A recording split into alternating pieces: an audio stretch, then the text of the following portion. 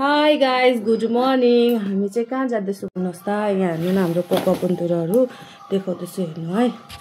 म चाहिँ रेडी भइसकेँ, नर्मल ड्रेसमै जाँदैछु।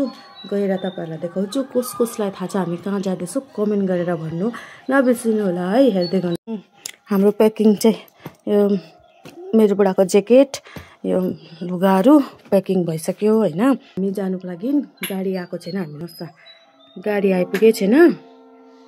वेट गरेर बस्दैछु। मेरो बुढा चाहिँ यति एक्साइटेड हुनुहुन्छ कि कति मेकअप गरेको यार, कति मेकअप गरेको। छोरा मान्छेलाई सिम्पलमै राम्रो देख्छ हो किन भन्नु त। हामी चाहिँ जाँदैछु। कहाँ जाँदैछु कमेन्ट गरेर भन्नु होला। जान्थेँ त म हिजै, हस्बेन्डको ड्युटी थियो र त्यही भएर आज गएको। किन यो कुरा भनेको भन्दाखेरि सबैको मनमा सवाल उठ्दै होला है, हिजो किन नगएको तपाईँ, हिजो किन नआएको तपाईँ भन्दै है। त्यही भनेर तपाईँहरूलाई भनेको। हिजो जान्थेँ म, हस्बेन्डको ड्युटी थियो सो हिजो गएन। आज गाडी लिएर जाँदैछौँ।